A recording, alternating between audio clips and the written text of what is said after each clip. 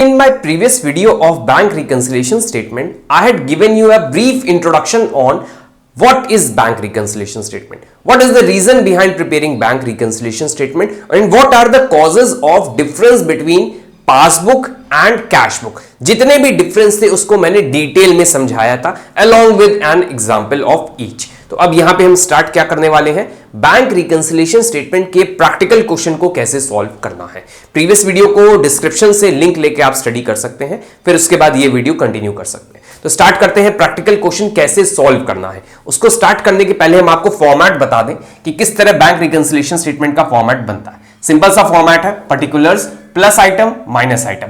Bank reconciliation statement heading डालनी होगी, as on किस दिन आप बना रहे हैं वो भी यहां पे लिखना होगा। एज ऑन 31 मार्च, तो आप यहां 31 मार्च लिख देंगे ईयर के साथ।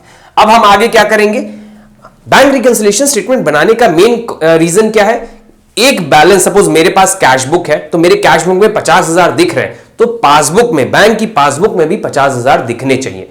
नहीं दिख रहे, डिफरेंस हो रहा है, तो हमें उस डिफरेंस को टैली करवाना होगा with the help of bank reconciliation statement. तो हम कह सकते हैं कि इसका स्टार्टिंग पॉइंट हो सकता है कैश बुक को, एंड किससे होगा, पासबुक। 50,000 से यहां स्टार्टिंग होगी तो 50,000 से यहां भी स्टार्टिंग क्लोज होना चाहिए। तो यही हमें टैली करवाना होता है with the help of a statement which is known as bank reconciliation statement. Cash book से स्टार्ट होगा तो पासबुक पे एंड होगा, अगर यहां पासबुक से स्टार्ट होगा तो कैश बुक पे एंड हो जाएगा। क्वेश्चन सिंपल सा है। अब आते हैं बैलेंसेस क्या होंगे। कैश, हमारी कैश बुक में प्लस में भी हो सकता है और माइनस में भी हो सकता है, बैंक में भी प्लस में हो सकता है और माइनस में भी।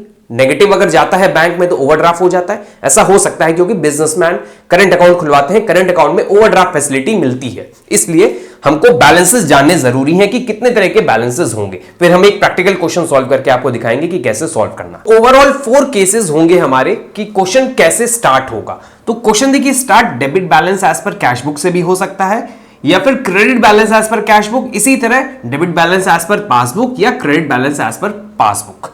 इसमें कहां पर लिखना है, सपोज अभी हमने आपको बताया कि क्वेश्चन स्टार्ट 4 तरीके से होगा, तो देखिए यहां पे हमने लिख दिया डेबिट या credit balance as per cash book या पासबुक। देखिए 4 है, इन चारों में से कोई भी एक जो केस होगा वो क्वेश्चन स्टार्ट कर देगा। अब ये केस किधर लिखना है, इसका अमाउंट भी तो लिखना होगा ना। अगर बोलेगा debit balance as per cash book तो आप कहां लिखेंगे, ये कंफ्यूजन क्रिएट होगा। इसको अब हम आपको क्लियर करते हैं कि कैसे कहां पर लिखना है।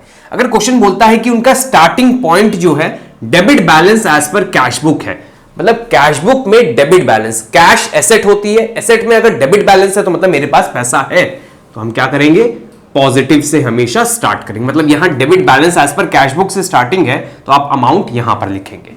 लिखा है credit balance as per cash book, तो ऑब्वियस है क्रेडिट मतलब माइनस से स्टार्ट हो जाएगा, तो हमने यहां माइनस लिख दिया। बैंक में उल्टा चलता है, debit balance as per passbook. Passbook में अगर डेबिट बैलेंस बोल रहा है तो वो मेरे लिए फेवरेबल नहीं है, वो मेरे लिए नेगेटिव है, तो हम कहां करेंगे, इसको माइनस में लिखेंगे। यहां लिखते हैं अगर हम debit balance as per passbook से स्टार्टिंग होती है, आपको अमाउंट कहां लिखना होगा, यहां पर लिखना होगा। Credit balance as per passbook तो मतलब मेरे लिए फेवरेबल है, मेरे पास पैसा है, तो आप यहां पर लिखेंगे। तो ये 4 केसेस जो है वो हमको अच्छे से पता होने चाहिए। अब इन केसेस से क्वेश्चन स्टार्ट होगा और एंड कहां होगा। अगर कैश बुक से स्टार्टिंग है तो पासबुक पे एंड होगा, अगर पासबुक से स्टार्टिंग है तो कैश बुक पे एंड होगा। इसका बैलेंस सर्टेन नहीं है कि प्लस या माइनस में होगा, इसलिए यहां पर हमने आपको कुछ नहीं बताया, यहां डैश कर दिया। वो बैलेंस पे डिपेंड करेगा, जो आंसर आएगा कि वो पॉजिटिव है कि नेगेटिव, वो आपको यहां लिख देना होगा। इसका क्लोजिंग पॉइंट सर्टेन नहीं है, ये ध्यान रखिएगा। ओपनिंग पॉइंट सर्टेन है, वो 4 केसेस में से कोई भी एक केस यहां पे अप्लाई हो जाएंगे। अब हम एक जो ये फर्स्ट केस है इसका एक प्रैक्टिकल क्वेश्चन करके दिखाएंगे, फिर बाकी हम जो बचे हुए 3 केस हैं उस पर भी प्रैक्टिकल सॉल्व करके दिखाएंगे। Debit balance as per cash book, इस पे हम प्रैक्टिकल क्वेश्चन करेंगे। आप ये चीज ध्यान रखिएगा कि ये पॉजिटिव बैलेंस होता है हमेशा। Question is given on 30th June 2014 the bank column of Mohan Kapoor's cash book shows a debit balance of 12,000। हमें मोहन कपूर की कैश बुक दी है, उस कैश बुक में डेबिट बैलेंस दिया हुआ है 12,000 का, और डेबिट बैलेंस कैश बुक का मतलब debit balance as per cash book दिया है 12,000 का। आगे दीजिए, देखिए लाइन से नीचे बहुत सारे 5 जो है एडजस्टमेंट्स दिए हुए हैं और लास्ट में लिखा है prepare a bank reconciliation statement. हमें एक बीआरएस बनाकर प्रिपेयर करना है। अब क्वेश्चन में फॉर्मेट हमने बना लिया है जो भी है, और जो नरेशन थे वो हमने लिख लिए, इसको अभी रीड मत करिएगा, एक एक पॉइंट पढ़ेंगे और हम यहाँ रीड कैसे लिखना है वो हमने पहले से लिख लिया है, आपको समझाते जाएंगे। फॉर्मेट बना लिया है, bank reconciliation statement as on 30 June. क्यों लिखा है, क्योंकि क्वेश्चन में देखिए टॉप पर लिखा है ऑन 30 जून 2014। हमने यहां लिख दिया है। और स्टार्टिंग किससे हो रही है क्वेश्चन की? Debit balance as per cash book. Question में देखिए स्टार्टिंग में ही लिखा है Mohan Kapoor cash book showed a debit balance of 12,000। Cash book का डेबिट बैलेंस है तो हमने यहां लिख दिया debit balance as per cash book, और ये हमेशा प्लस में रहता है। अभी हमने आपको बताया था जो केस 1 है, तो हम यहां पे 12,000 नोट कर देते हैं क्योंकि ये पॉजिटिव रहेगा। तो एक एडजस्टमेंट तो हमारा हो गया कि स्टार्टिंग हमारी कैश बुक से हो रही है जो पॉजिटिव है 12,000 से। अब आते हैं case adjustment number 1, cheque paid into the bank 8,000। हमने क्या किया, एक चेक बैंक में दिया है, तो बैंक में हमने जब चेक दिया होगा तो हम अपनी कैश बुक में प्लस कर लेंगे। बैंक कॉलम में 8,000 का चेक हमारा चला गया बैंक में, तो हमने प्लस कर लिया होगा अपने बैंक कॉलम में 8,000। आगे क्या लिखा है, out of these only 6,500 were clear and credited by the bankers up to 30 June. हमने जब बैंक में एक चेक दिया 8,000 का तो वहां 8,000 रुपीज आ जाने चाहिए थे, जो हमने प्लस कर चुके हैं, अभी हम अपनी तरफ मान लिए कि आ चुके हैं। लेकिन जब बैंक में हमने देखा तो वहां कितना प्लस हुआ है, 6,500, मतलब 1,500 का प्लस नहीं हुआ है। तो अब बराबर करने के लिए आप अपने यहां क्या करेंगे, 1,500 माइनस करेंगे तो 6,500 हो जाएगा, बराबर हो गया, टैली कर गया। यही तो बीआरएस का काम है। तो हमने क्या किया, 1,500 से माइनस किया। ये 1,500 कैसे आया, हम वो यहां पे लिख कर दिखा देते हैं।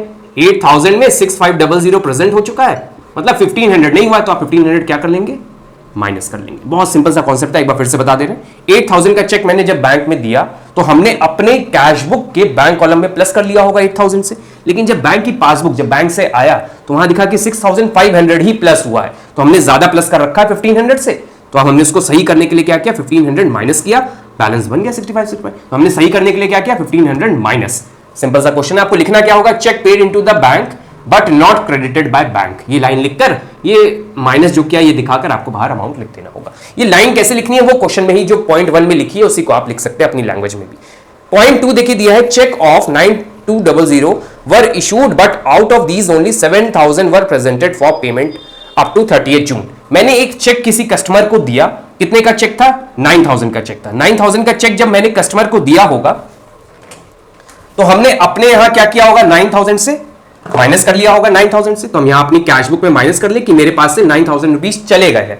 लेकिन जब बैंक की पासबुक मैंने उठाई और वहां पर हमने चेक किया कि सिर्फ कितने रुपए माइनस हुए हैं, 7,000। अब आप सही करने के लिए क्या कर लेंगे, 2,000 ऐड कर लेंगे वापस। तो आपका देखिए 7,000 यहां बन गया पॉजिटिव में, ये भी 7,000। तो आपने क्या किया, 2,000 प्लस किया ना, वो चीज यहां लिख दीजिए, check issued but not presented. और कितने से प्लस कर दे, 2,000 से। ये रफली आपको कर करके समझना है, इसको फेयर में नहीं दिखाना होता है क्वेश्चंस में। हम यहां पर बस दिखा दे रहे हैं कि हमने 2,000 कहां से निकाला, 9,000 माइनस 7,000। बहुत सिंपल सा था, अगर नहीं समझ में आया तो आप रिवाइंड करके देख सकते हैं। थर्ड पॉइंट दिया है हमारा, the receipt column of cash book has been undercast by 200। Cash book का रिसीट कॉलम क्या है, मतलब कैश बुक में हमको 200 रुपीज अंडरकास्ट दिख रहे हैं, मतलब 200 रुपीज कम दिख रहे हैं। पासबुक में हो सकता है 200 रुपीज दिख रहे हो, लेकिन हमारे यहां कम दिख रहे हैं। अब हम इसको सही करने के लिए क्या करेंगे, नहीं दिख रहा है 200 रुपीज, मतलब 200 रुपीज दिख ही नहीं रहे, अंडरकास्ट है। तो अब उसको क्या करेंगे, आप ऐड कर देंगे 200, तो अब दिखने लगेंगे 200। बहुत सिंपल सा था ये तो। अंडरकास्ट का मतलब कि हमें कुछ बैलेंस दिखना था वो नहीं है, वहां पर नहीं है, तो अब ले आइए, अब ले आएंगे तो प्लस कर देंगे 200। Receipt column of cash book undercast, जितने से अंडरकास्ट हुआ है उतने से आप ओवरकास्ट मतलब पॉजिटिव में इंक्रीज कर दीजिए। हमने 200 से बढ़ा दिया। अंडरकास्ट वर्ड याद रखिएगा, अंडरकास्ट होता है ओवरकास्ट, इसी का ऑपोजिट होता है ओवरकास्ट, मतलब ज्यादा दिख रहा है 200, तो आप क्या करेंगे उस केस में, माइनस कर देंगे। नेक्स्ट आते हैं fourth, the passbook shows a credit of 330। Passbook में हमें दिख रहा है कि 330 रुपीज मेरे पास आए हैं, वो किस चीज के हैं, एज इंटरेस्ट ऑन इन्वेस्टमेंट। तो वहां 330 रुपीज आए हैं, तो हम भी अपने आप प्लस कर लेंगे, क्योंकि हमने प्लस नहीं किया है तो हमको दिख रहा है कि वहां प्लस हुआ है, तो हम सही करने के लिए हम भी प्लस कर लेंगे 330 से। तो आप भी यहां पे प्लस कर लीजिए 330। लेकिन इसमें आगे भी एडजस्टमेंट लिखा है इसी लाइन में, इसी पॉइंट नंबर 4 में, interest on investment collected by bankers and debit of 60 by bank for bank charges. Passbook ने डेबिट किया है, मतलब माइनस किया है 60 रुपीज। हमको भी तो 60 अब माइनस करना पड़ेगा, हमें पता ही नहीं था कि ये दोनों हुए हैं, नहीं पता था, अब पता चल रहा है, तो आप सही कर लीजिए, अपने आप वही चीज कर लीजिए। हम यहां 60 माइनस भी कर देते हैं साथ ही साथ। किस चीज का है 60 का, बैंक चार्जेस। ये चीज ध्यान रखिएगा, इंटरेस्ट जो बैंक चार्जेस होते हैं जब भी बैंक चार्ज करेगा आप अपने यहां माइनस करेंगे, कैश बुक में माइनस करेंगे, हमेशा याद रखिएगा। लास्ट आते हैं डायरेक्ट डिपॉजिट बाय कस्टमर। देखिए लिखा है ऑन 29 जून, मतलब इसी डेट के अंदर है। Customer deposited 3,000 directly into the bank account but it was entered only in passbook. एक कस्टमर है जिसने मेरे बैंक अकाउंट में डायरेक्टली जाकर 3,000 रुपीज डिपॉजिट कर दिए, हमें पता ही नहीं चला। अब हम पासबुक उठा रहे तो वहां देख रहे हैं 3,000 रुपीज का प्लस हो रखा है, मेरे यहां नहीं हुआ है, सही करने के लिए हम भी प्लस कर लेंगे 3000। डायरेक्ट डिपॉजिट बाय कस्टमर और आप भी प्लस कर लीजिए 3000। तो अब देखिए दोनों तरफ 3000 टैली हो गया। इस तरह आपको इस टाइप के क्वेश्चन को सॉल्व करना है, बस एडजस्टमेंट लिखते जाना है और जो प्लस माइनस है वो आप समझकर नीचे रफ में सॉल्व कर सकते हैं। आगे हम बहुत सारे और भी क्वेश्चन कराएंगे, चारों केसेस पे हम क्वेश्चन कराएंगे, आप देखते रहिएगा। अब बैलेंस क्या बचेगा, ये मेन पॉइंट है। हमने यहां देखिए डेबिट या क्रेडिट नहीं लिखा है, हमें ये तो पता है कि कैश बुक से स्टार्टिंग है तो क्लोजिंग पासबुक से होगी, इसका डेबिट होगा कि क्रेडिट ये निकालना हो, तो हम निकालना सिखा दे रहे हैं। आपको करना क्या है, इधर का टोटल करना है और इधर का टोटल करना है। तो इस साइड का टोटल कर लेते हैं और इस साइड का, तो इधर दिख रहा है 17,530, हमें कितना मिला 17,530। ये देखिए हाईएस्ट है दोनों में, तो आप यहां पहले लिख दीजिए 17,530, यहां पे भी 17,530 नोट कर दीजिए। ये देखिए जो हाईएस्ट आता है दोनों में उसको टोटल में दिखा देते हैं, जैसे आप लेजर में करते थे वैसे ही है यहां पर।